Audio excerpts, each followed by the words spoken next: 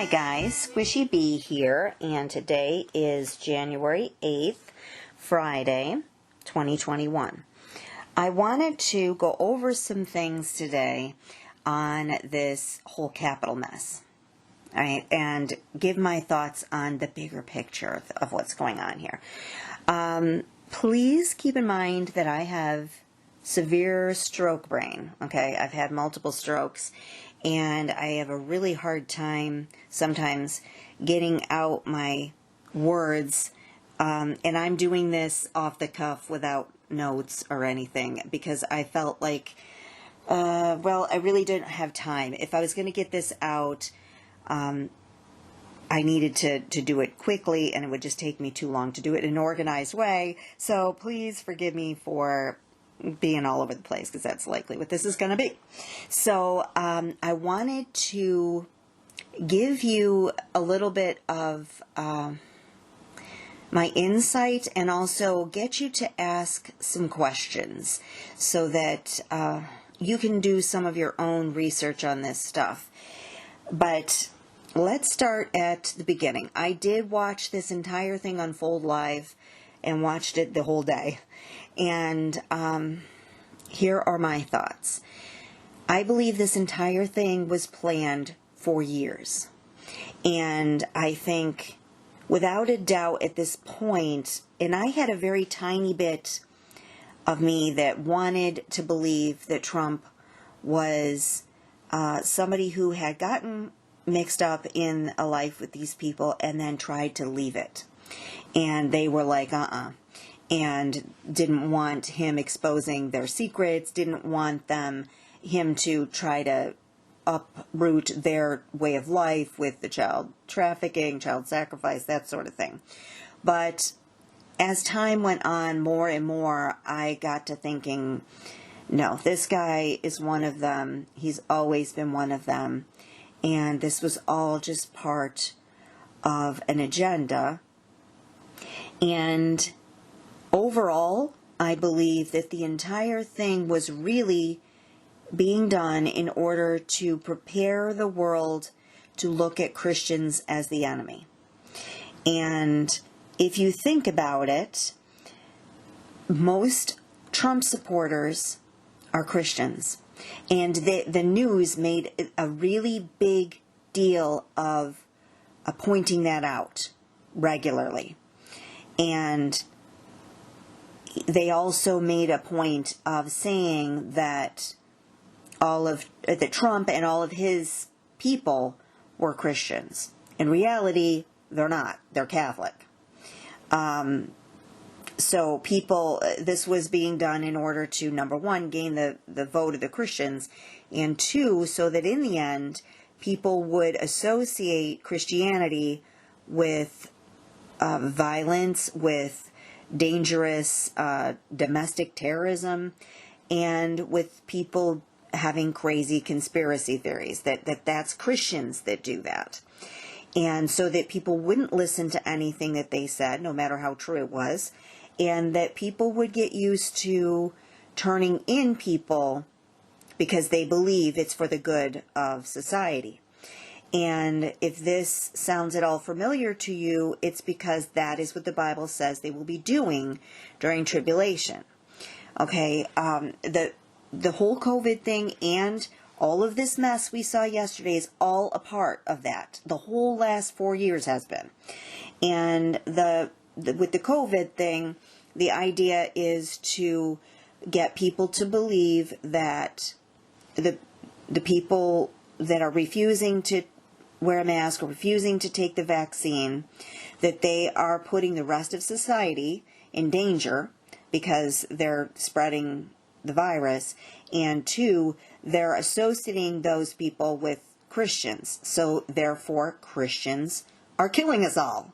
Okay? So then you add things like this. They're constantly doing this sort of thing where they hire actors in order to create a scenario where somebody is supposedly a Christian and they do something dangerous and violent. Okay, it doesn't matter the fact that these people on the other side are violent all the time. Okay, the last 4 years has been nothing but domestic terrorism on the left.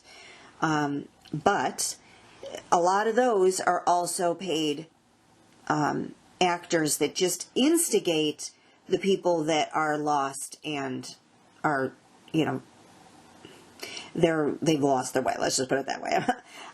So they're easy to get riled up. They're people that are very rebellious against God, and they want it doesn't take much to get them to fight for their right to do whatever they want, whether it's the right thing or not. And then you've got the other side that they have just pushed and pushed and pushed for 4 years, and Christians can be very patient. They're told to be patient and long-suffering, but some people can only take so much before they've had enough. And then when you get somebody that is telling them that they should fight, that's their Christian duty to fight, then they feel like they're given a green light to go and do things they normally might not do. But that being said, I think there was thousands and thousands of people that were showing up, but I'm going to show you how those people really weren't the people doing this, okay? I've got footage showing that it was Antifa, and they were the ones who were breaking in, and the people that were the rest of the real Trump supporters were booing them and shouting at them and yelling that, you know, Antifa and lots of swears. Okay, so, which I'm not going to repeat.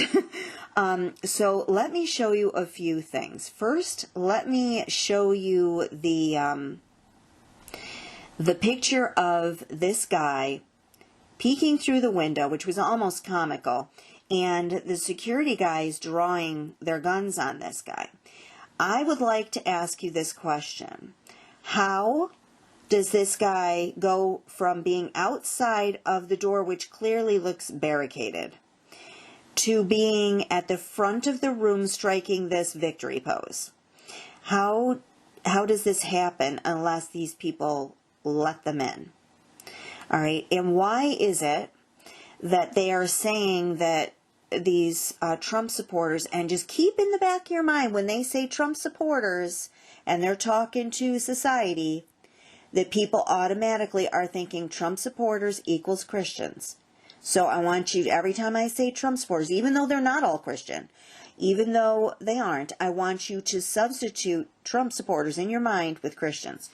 All right? Because that's how they're really subconsciously seeing this. How is it that they're saying that the Trump supporters broke down the barricades and violently ascended on this building when we see these people, these security guards, move the barricades and allow them in and even wave them on? Come on in, okay? Unless this entire thing was planned and they wanted them to do this so that they could then in turn say that these people are violent domestic terrorists. Okay, this is a classic setup here. All right, so first let's take a look at that video. Police are squabbling with protesters. Oh, there we go.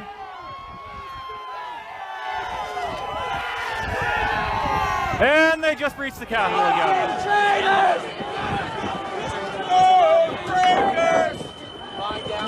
Fucking traitors!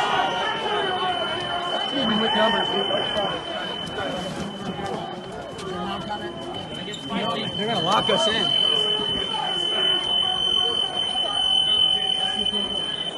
You can disagree with it, but respect it.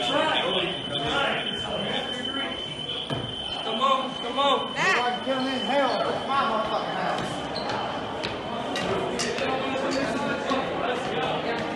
Fuck the traitors!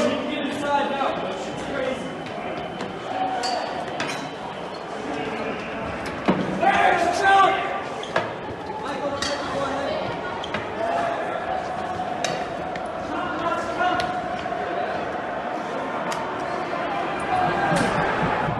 Well, use what you got.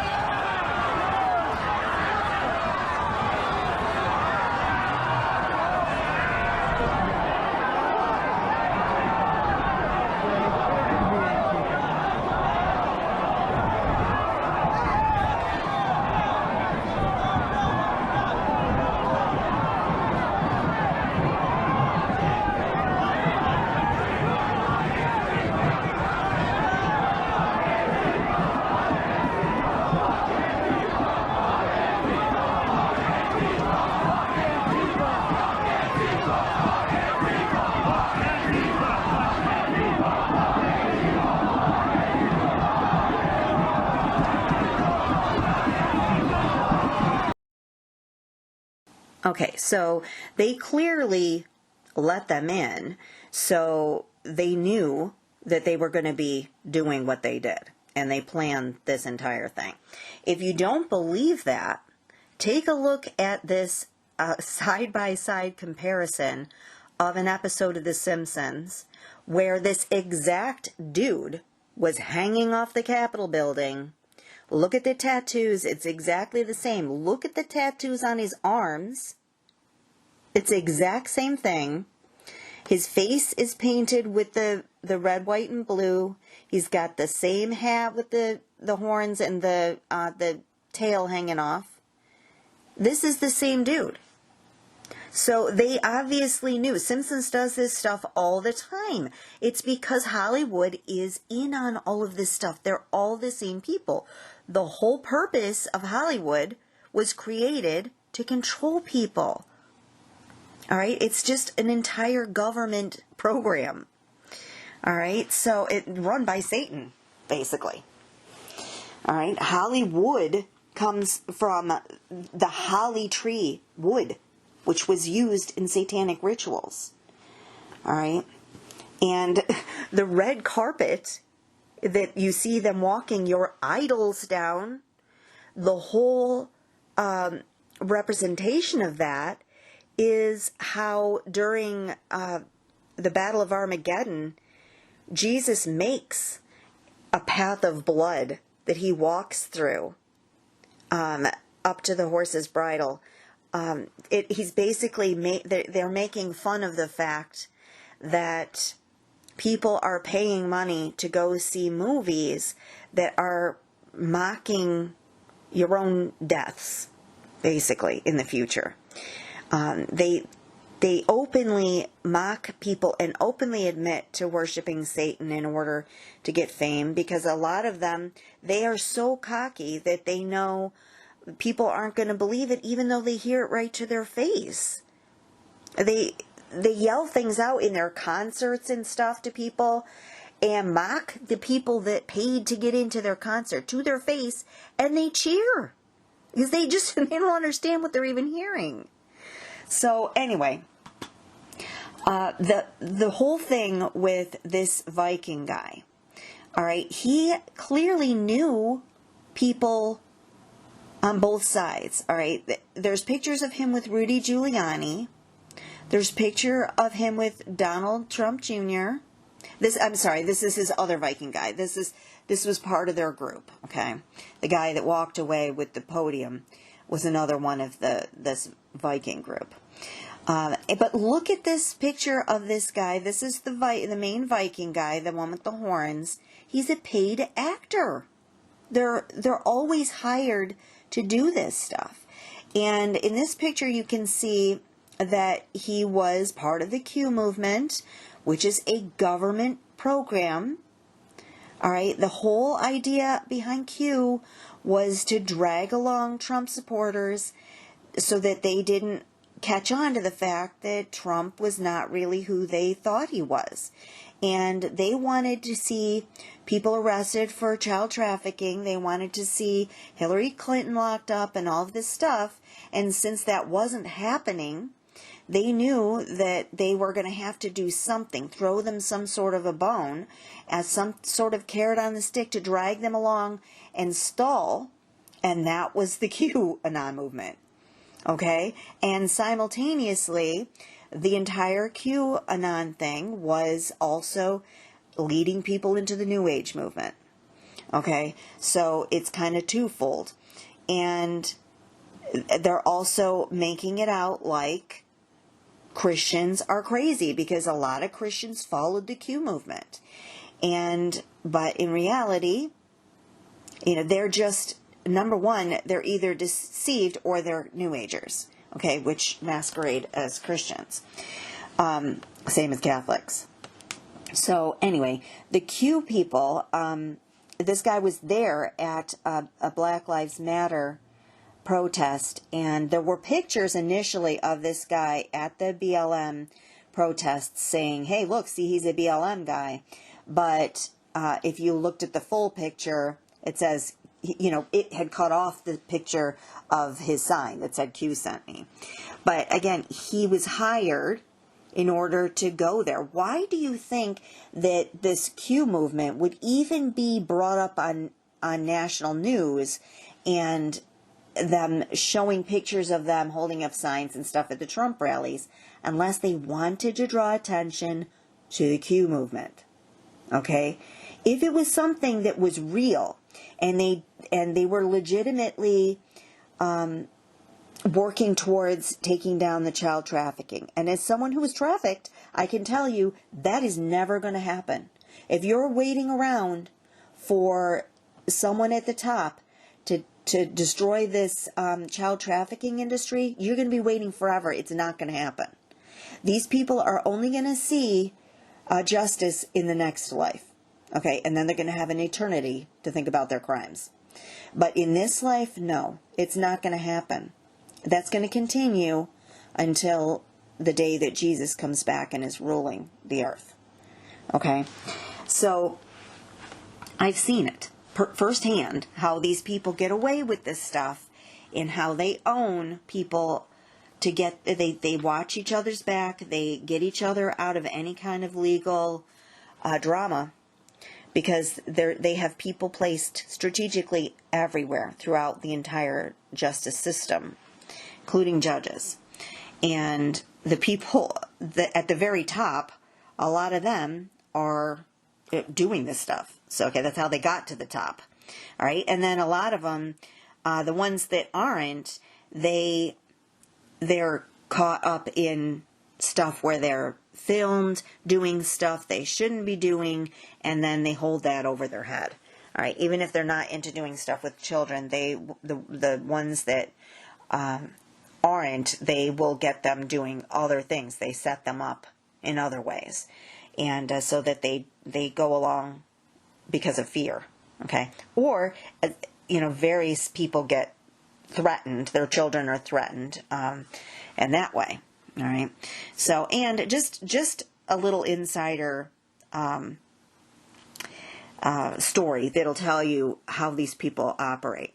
They will take children who are too young to really have any say in anything, and that they depend on these people for their next meal and for food and shelter. Okay, and they will force them to go and take part in murders that, like, for example, they would take someone and make them go in the car with them when they go drop the bodies. And then they tell them that they cannot go tell anyone because, look, you're a part of this. You would be arrested and go to jail for this too, because you were there. You were when we did this, so you're then also guilty. And so that's one of the ways that they keep them quiet. They also do terrible things to them, and then say, we'll do this, and worse to you. We'll do this to they'll buy them a puppy, for example, and then they will threaten their puppy. They will threaten the people that they do care about, their other siblings and what have you. They will do terrible things to someone in front of them, and or do a sampling of it to them so that they know this is what this feels like. We'll do this, and then some, to you or your loved ones. Some of these things that they do, it only takes a very tiny bit to get people afraid, because for example, I don't want to give you examples. Let's just say you have 10 fingers, 10 toes, and let's leave it at that. It only takes one to make a point. So anyway, I have like a lifelong problem with joints because of things that happen to me, and I have scars that tell a lot of stories. Okay, and I have health problems that will never go away because of things that happened to me when I was young. So let's just say I know how evil these people are. Okay, and they're all part of a bigger group. I don't have to know one of them personally to know of them, because they're all part of the same group. and they all do the same stuff. Okay, so you just have to know one family in the group and know that they're all part of the same system. So if one of them are doing it, they're all doing it. Okay, because they're all part of a huge organization in multiple countries. Okay, I've seen it myself personally in 2 countries. So, because I was brought back and forth between 2, and the same thing is going on in both. And then hearing of them going on in other countries abroad. So, anyway, I just wanted to give you a little bit of an idea of the type of people that we're dealing with. They do this kind of planning, and then they show these things in movies, in stuff like The Simpsons. They put it in songs. They tell you these little things, and if you know this and you go back and you listen to this stuff with spiritual eyes, you will catch a lot of things you didn't catch before. If you rewatch a lot of this stuff, and you're going to see all the stuff that's going on now, you're going to see it in stuff from years ago. All right. And so this guy is a paid actor. A lot of these things that go on are paid groups. I believe even Antifa is a paid group that they take crazy psychotic people that they let out of jail and make deals to get them out of jail. And they know that they're violent people, and then they pay them to do violent things. Sometimes they get out of hand and they're harder to control than they expected. But for the most part, they serve a purpose, okay? And then they create like a snowball going down a hill, picking up more snow as it goes. They then attract other crazy, violent people. But then you've got other people that are there legitimately just waving flags and saying, stop the steal, and they just had enough of all of this lawlessness and this ridiculous farce of an election. They're just innocently caught up in all of this. They went there to just try to make a point, to try to say, hey, we're not going to take this anymore. But then you've got this other group that was pre-hired to come in and get in past the barriers, go inside, cause a ruckus, and then blame all these other people for it. All right. And Trump was a part of that. Trump and Giuliani both encouraged this. All right. And then the second it went down, they denounced them. And we're like, oh, no, we want peace. Just go home.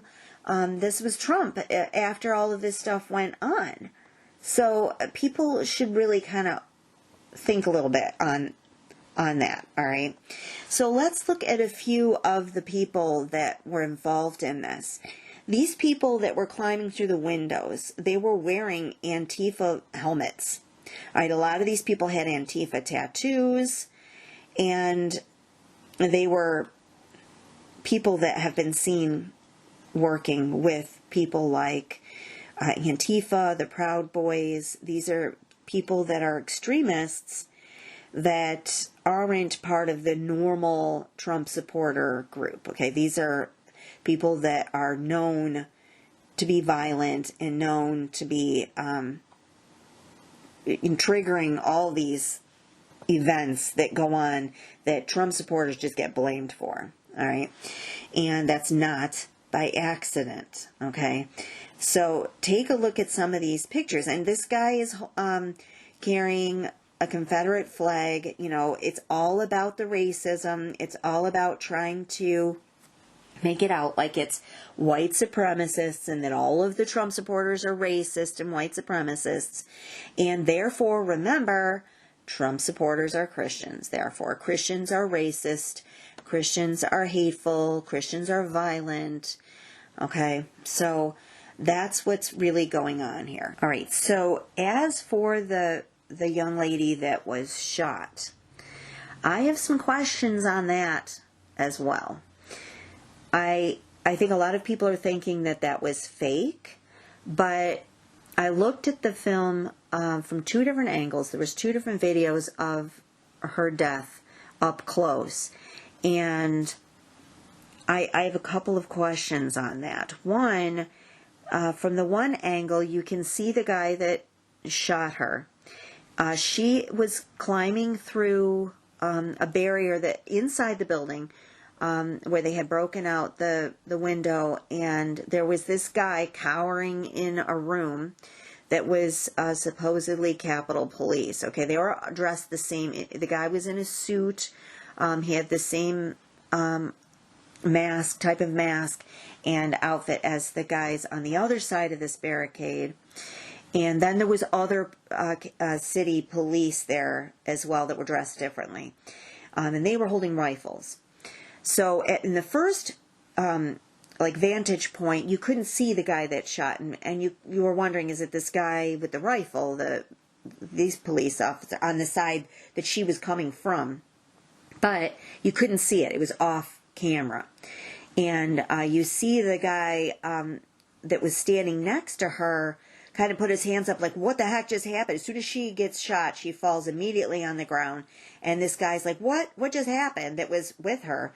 And so he definitely wasn't involved. And then you see this these people just yelling for everybody to get back. She's laying on the ground, bleeding out, and nobody helps her. They're trying, the people that were in this group were trying to get to her, and the people were yelling, get back. There was like people saying that I have medic training, let me help her. But they wouldn't let anyone help her. And they themselves didn't put any pressure on her neck. They didn't do anything to help her at all. And that was a concern. And then from the other vantage point, where you could see the shooter, you could see that this guy was holding a handgun, not a rifle, that was on the other side. And he shot her, and he was kind of squatted down, shooting up from an angle. And I'm almost wondering if she was shot not only in the neck, but if it went up through her head. Because when you see her drop, she immediately, her hands go into like a seizing sort of thing. I have seizures myself.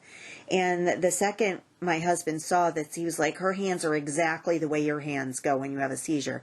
And it was immediate, where I'm wondering if, if you were shot in the neck, it would take a little bit of time for you to not have blood flow to your brain. And so I'm wondering if, if something happened there. Like when I have seizures, it's because a signal is trying to work and it's not in my brain. And so that's what it seemed like was happening to her. She was clearly, her brain was not getting the proper signals. And she was also clearly gasping for air. Now, I tell you this not to be graphic, but because I think a lot of people are thinking that it wasn't real, that she wasn't really shot, and that it was a fake, like a false flag sort of thing. Yeah, let me just explain what false flag is. It not necessarily means that somebody isn't actually killed, okay? It just means that there is something that is going on behind the scenes that caused the situation, okay? People that did it are not necessarily the people they say did it, okay? For example, 9/11. People should not be thinking that people didn't die on 9/11. Obviously, people died on 9/11. It's just what happened was not exactly what they say.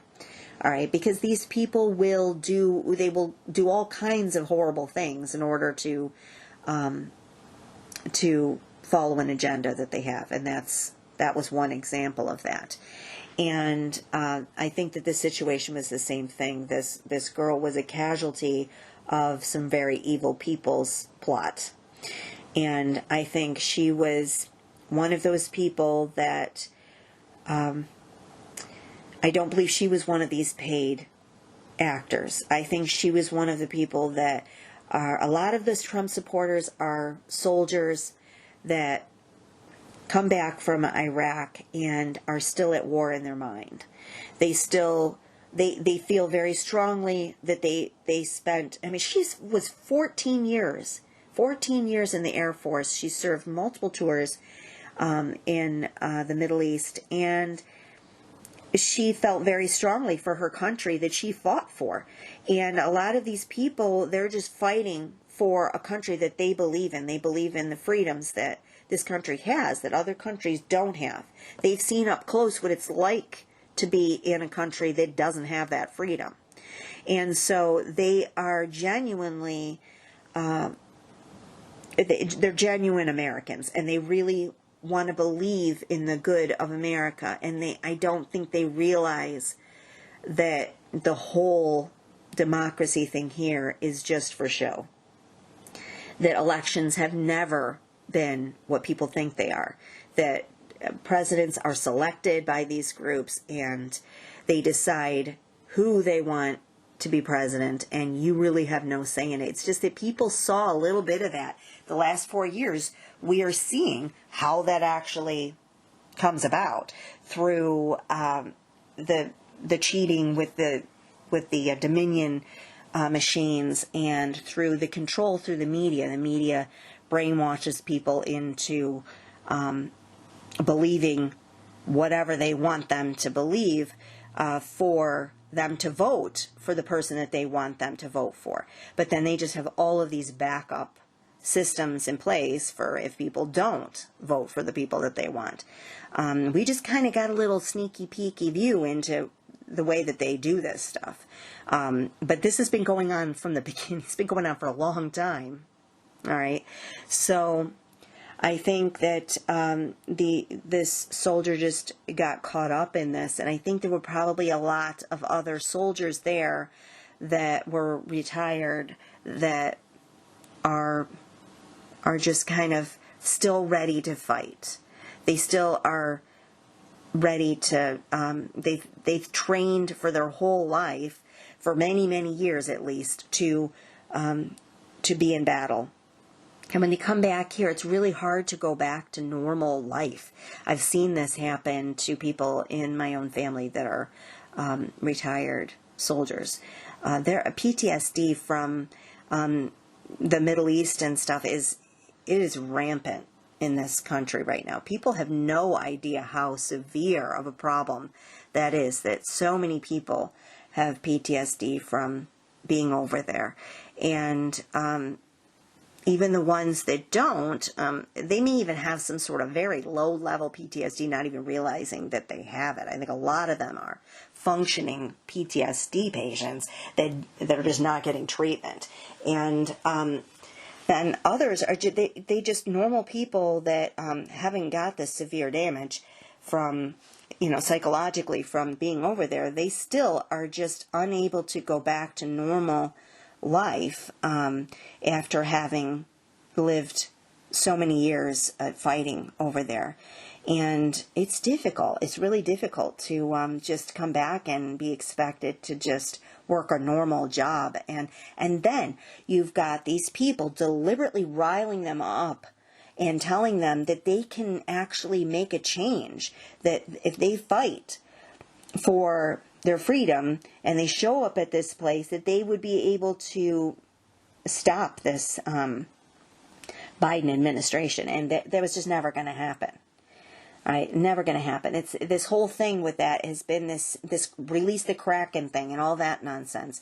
That was all just like the QAnon thing. It was just to delay and stall and get people to think that they actually could make a difference.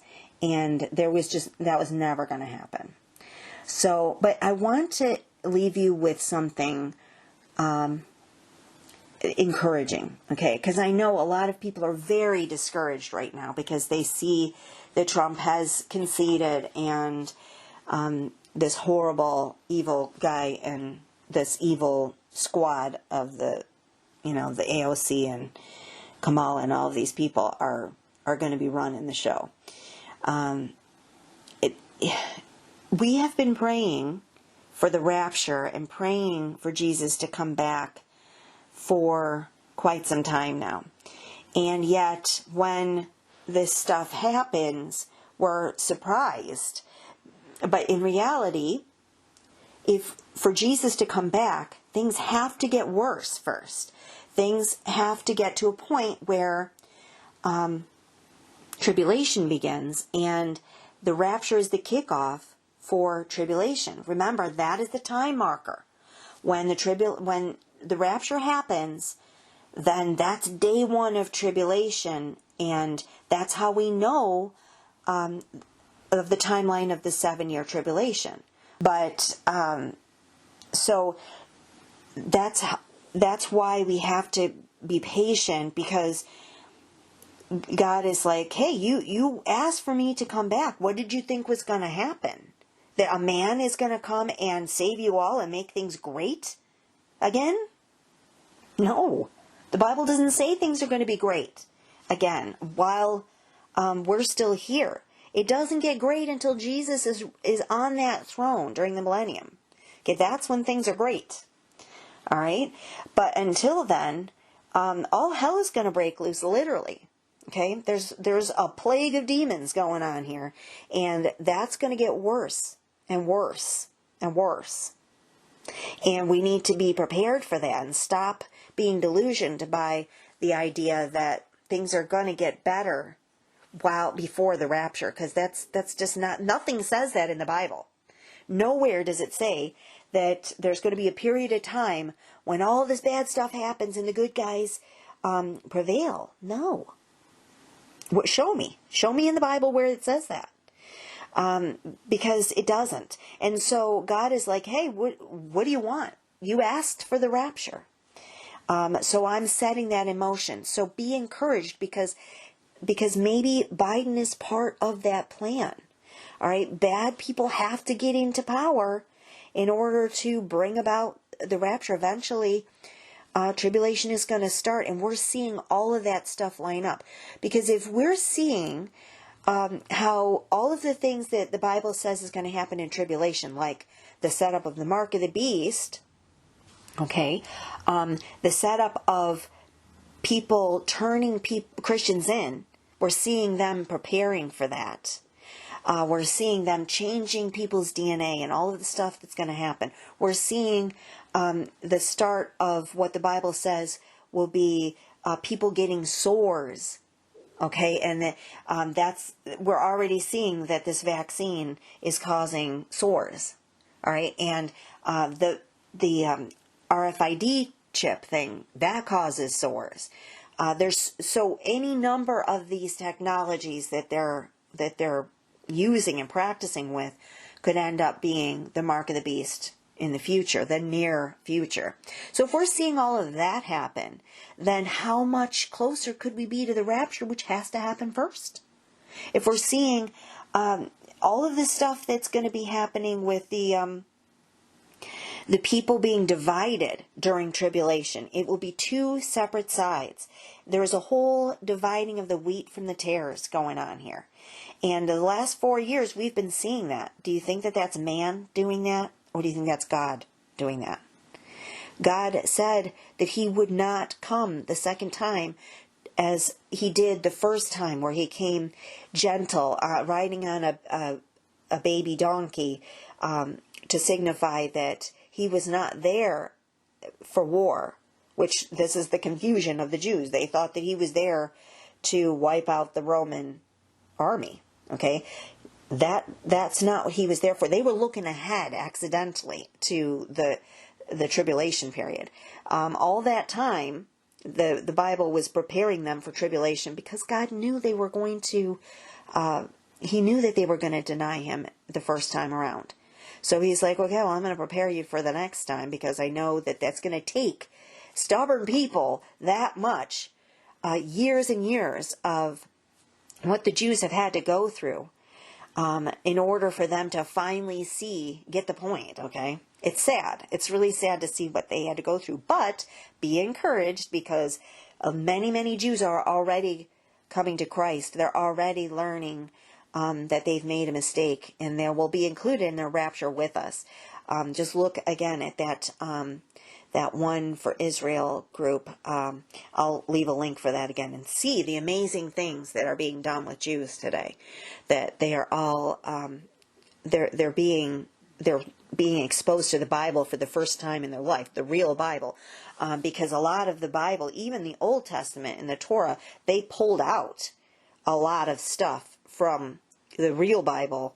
I know people know that the Old Testament is the Jews' Bible, basically, but even that, a lot of it was removed because it pointed towards Jesus. The whole Old Testament was pointing towards Jesus. Everything, all of the stories were pointing to a one lamb that would be the sacrifice for all forever. And they just didn't catch on to that part. And a lot of it is because it's being held back from them by the leaders of the Jews. Okay, so that's why you'll see testimony after testimony of these young people that they're reaching that are like, we had no idea. They're mad. They're mad that this stuff was being withheld from them. So, anyway, I'm getting off track with that. But I wanted to just encourage you that all of this is in place exactly the way God had planned. Okay, God is in control of all of this, and I don't want you to get discouraged thinking, what is going to happen to me and my family for the next 4 years? What is going to happen with all of the abortion and everything is getting a complete green light? I hate to break it to you, but that's been going on all along. Trump didn't stop anything with any of that. Okay, you may have better jobs because of Trump, but all of the trafficking was still going on. All of the abortions in ridiculous numbers was still going on. None of that stopped, and it's not going to stop until Jesus comes back and stops it. All right? It's bigger than us.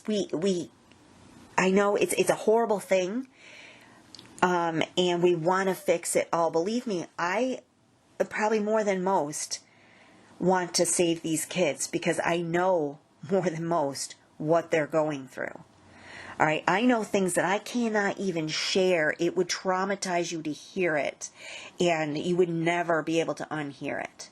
So that is why I don't give the details of the things that I know. I can't get it out of my head. It has really caused me so much trauma that I'm functioning at all is just God. That is strictly a miracle from God, because most people would be in a straitjacket, unable to function, having seen the things that I've seen and knowing the things that I know. That's the Holy Spirit working through me. And that's just a testament to how much we can overcome through God. God is our strength. The Holy Spirit is our strength. Our weakness is turned into strength through the Holy Spirit. So I believe that all of the stuff that happened to me for a reason. Not only has it strengthened me and given me courage, but it has given me the ability to show people how amazing God is and how His glory can be used to overcome anything. If I could overcome the things that I overcame, anyone can through God. Anything. Whether it be a drug addiction or whether it be, a sexual thing that you're struggling with, or whether it's whether you are struggling with homosexuality, where part of you thinks that this isn't right, but you've been forced by society to believe that it's a good thing and that it's okay. There are people who are overcoming that and that are having a normal, peaceful life with a normal family that were just a few years ago with a member of the same sex and thought that, that was normal. And these types of things are only done through God, but anything can be done through God. And I think that's the whole point of why I had to go through the things that I did. And not only that, but I'm still currently going through some crazy stuff with my health. I don't sleep ever. This, for anybody who might not know this, I cannot lay down. I cannot lean forward. I have to sit straight up. If my head tilts in any way, I get horrific, unbearable nerve pain.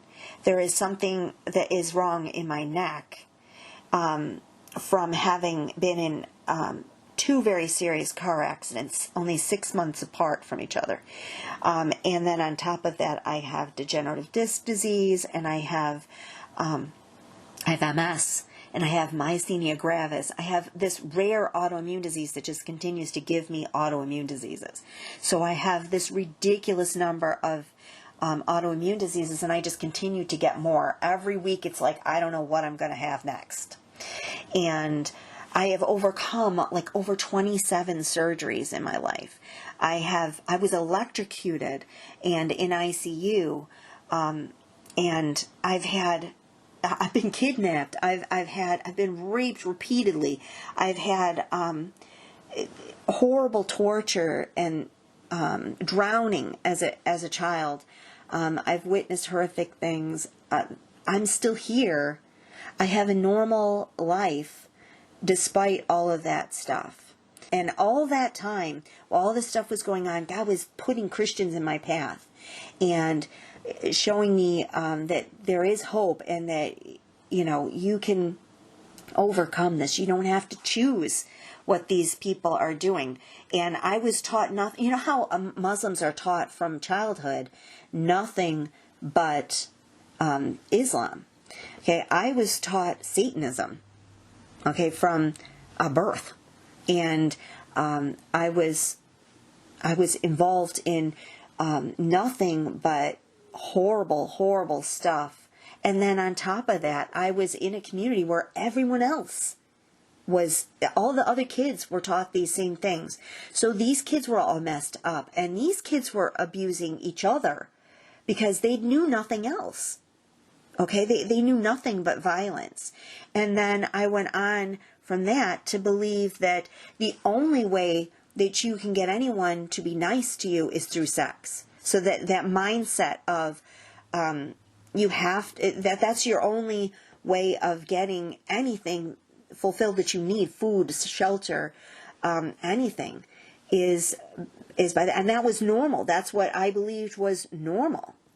And so it took a long time for me to get in with people that could undo that mindset. And God was so patient and just kept putting all these Christians in my path, and I was drawn to that. I was always drawn to Christianity, and thank God that I was able to escape all of that stuff. And it was just so odd to me that all of these people kept dying at a young age, and I was able to get away. I mean, what are the odds that so many people would die, horribly mind you, at a young age, from various things, from horrible cancers, from horrible heart things. One of the guys shot himself in the face. It was just one after the other, and I can't help but think, number one, it does not pay to follow Satan. Okay, he does not take care of his own. He claims a lot of things, and he will manipulate people into thinking that his side is going to win, and that you're rewarded for following him. But you may get some things up front, money, power, jobs, various things like that. But he will come and collect at some point. There is always a price. If you are someone who is involved in that right now, just know that as long as you are still breathing to this day, you can seek Jesus and he will forgive you. It doesn't matter what you have done. You can always be forgiven. But the moment that you take your last breath, there is no negotiating. That's it. And you will spend a lot. Hell is a real place, and every single day will be torture and horrible pain, and you will have all of your memories, all of the memories of people desperately trying to get you saved in this life, telling you that Jesus loved you and that Jesus is real and he wants to forgive you and that you can go to heaven, to this amazing place. And that will play in your mind over and over and over as you tread lava in a lake of fire. Okay, I'm not telling you this for fear purposes. I'm telling you this because I love you and I don't want to see you go through this. None of our sin is greater than another. We all are sinners. Not one is righteous, God says. Not one. And so it doesn't matter what your sin is. It's all a crime that gives you the death penalty. Okay? And the only way to get out of that is to allow Jesus to take your place. And he has done that. No matter what you've done, he has overlooked that in order to pay that price. You know how Trump has been letting all of these people out of jail. He's giving them a second chance out of jail. Okay, the same thing. Jesus is giving you that second chance. He's saying you can have out of jail, and it won't cost you anything.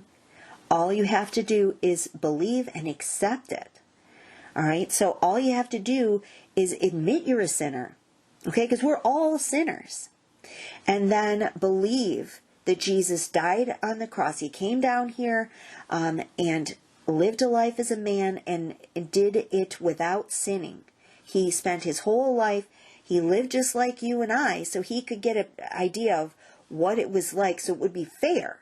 Okay, he went through the same challenges as any other human body did, and lived all the way till he was 33, and then he gave himself up to die. He could have gotten out of dying. He had people that would fight for him. He chose willingly to die on that cross, which was he was afraid like any other human being. He, up to the night, the night that he was taken by the soldiers, he was praying, if there's any other way for me to do this, God, please take this away from me. And but if there isn't, I willingly accept it. Okay? He was afraid. He was crying like a normal human being. He was terrified of what was going to happen. He had seen crucifixion done. Even as a child, he walked by people being crucified. He knew what was coming. And then on top of that, he would be flogged, which normally you would be flogged or you would be crucified. Roman soldiers never did both.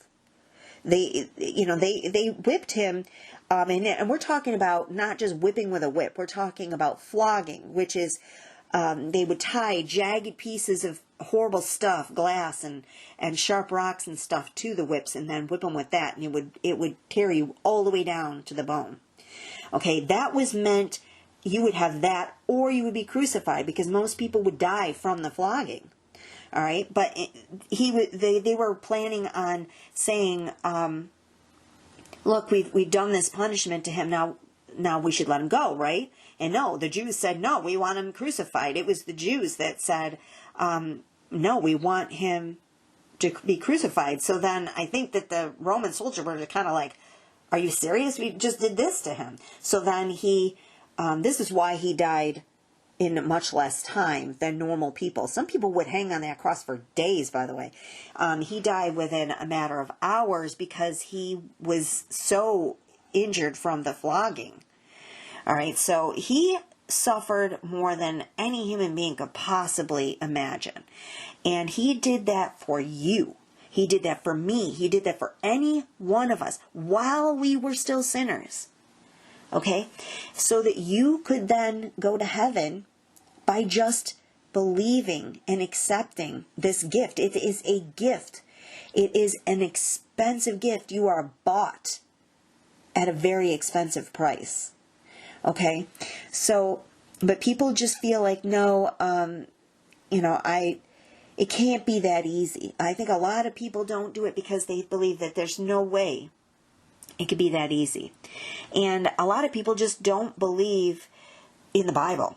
But you need to take some time and learn it. Once you actually, people that say they don't believe in the Bible generally just haven't read it, or haven't read it thoroughly, or had a good, solid dispensation believing preacher teach you the Bible. Once you do that, you will understand so much better, and it's life changing. So even people that are Christian, they just get stuck as a baby Christian and don't grow as a Christian because they don't do this. And if you do, I guarantee you your whole life will change, because everything clicks, everything makes sense, and it will change the way you do everything in your life once you actually understand how the entire thing was put together. And it increases your faith. Faith comes by hearing the Word of God. When you hear it, and don't listen to just, don't just watch a movie about the Bible and think that's good enough. Read the Bible yourself, because a lot of times there's something happens to you when you read the Bible. There's just something supernatural about how one person can read the Bible and it can affect them one way, and someone else will read the same thing and it'll affect them some other way. It's because the Holy Spirit will lead you to how this scripture is meant for you personally. Because everyone's life is different, and God will lead you to what He feels you need at that very moment. Sometimes just pray and ask God to show you what you need that day. And then open up the Bible and read what you're led to read. Because you will be amazed at how many times that will be exactly what you needed to hear at that very moment. God is amazing. He does some amazing things. So anyway, back to how I believe that you are supposed to be saved in a way that is supposed to be easy, childlike, simple. I really like the ABCs of salvation, because God made it to be easy so that people would get saved. If it was complex, people would give up. People would think, oh, this is just way too confusing for me. And God says that He is not the author of confusion. It's Satan that is the author of confusion. That's why they live for chaos. Okay? That's their motto, order out of chaos. Right? And this is something I lived with for years because I was married to a Mason. Okay? This is what they do. They create chaos, and then they form what they want out of it. Okay? That is not of God. God makes things simple so that you can understand. So A is admit that you're a sinner, because we're all sinners. B, believe that Jesus died for you. He came down here, lived a perfect life, and then He died on the cross for you, and then He came back 3 days later, rose from the dead, just like the scriptures said that He would. Okay, that is the gospel. It's very important that you keep that part in there, because it's important that the people understand that the scriptures leading up to that point said that this very thing would happen. Okay, He said it before so that you would believe when it happens. And the whole Bible is full of that. That's what we're seeing happening right now. These things are happening because God told us in advance in the Bible that all these things would happen, so that when they do, you would believe. Okay, this is all being done so that it would increase your faith, and you would say, oh, this is actually real. There's something to this Bible thing. But if you don't read it, you're missing out on one of the greatest gifts that you could ever imagine. Okay? And that is being told the knowledge in advance. Okay, you know your history right now. You want to know the future? You watch all these movies that are all about time travel and superheroes and all this stuff. You want to see real superheroes? You want to see real future telling? Look in the Bible. You can know the future right now, because there's still more to come, and it's all written in advance in this book. And you read it now, you'll see what's going to happen over the next several years. Do yourself a favor and read it. All right? And for people who want to confuse you and make you think that there's more to salvation than this, Listen to people who have watched people's face and their demeanor change the moment they believe. Take a listen to some of those stories, because they didn't go get baptized in water. They didn't start speaking in tongues. They didn't start becoming a member of a certain church. It was just someone who had lived their life lost and had no hope, and then heard the gospel and then believed it. And their whole demeanor changes, where you can see hope come over them. You can see the joy enter their face. You can see the demons leave. You can see all of Satan's lies go out the window, and all of God's love just pouring in, and hope for a future. And the way that they acknowledge and believe that they've been forgiven, when they thought there was no forgiveness for the stuff that they had done, that they couldn't possibly be loved by God because they had done these horrible things. And when they genuinely believe that they have been forgiven and that they're going to be able to go to heaven, it emanates from them. It fills the room. So that is the proof that you have to just believe. And C is confess. Just confess out loud that Jesus is Lord, and that Jesus did die for you, and that you accept Him, and that you accept His forgiveness. That's it. ABCs, like what you do in kindergarten. Okay, it's meant to be that easy. That's why 5-year-olds are getting saved, and their faith is stronger than most adults, because all they know is childlike simple. So it's the cakewalk for them. It's the adults that want to make things complex. Adults believe everyone is jaded right now, and so they're negative, and they just believe that nothing comes easy, and it's because it seems most life it isn't. So they believe that salvation can't be that easy, but it is. It's the one easiest thing you can possibly do. Do yourself a favor and get saved today, because you don't know if tomorrow you are going to wake up to a nuclear bomb going off in your front yard. You don't know if you're going to come down with COVID tomorrow. You might be given a cancer diagnosis tomorrow. You could walk out and get in your car and hit by a drunk driver that they just let all out of jail. That's one of the things that's going on. All these prisoners are being let out of jail. You don't know if you're going to be the next breaking and entering house. Okay? Don't wait, because once your last breath is gone, there's no going back, and there's going to be, every single one of us is going to believe Jesus is King one day, because you're going to be standing in front of Him one day. You're going to get that tiny glimpse of heaven when you stand in heaven, and He looks into that book of life to see if your name is written there. And if it's not, that's the only glimpse of heaven you'll ever get.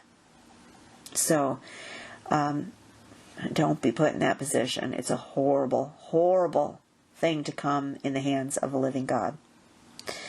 But you don't be worried about people and what they can do to you in this life. Worry about the one who can kill you in this body and then throw your soul into hell. That's who you need to be concerned about.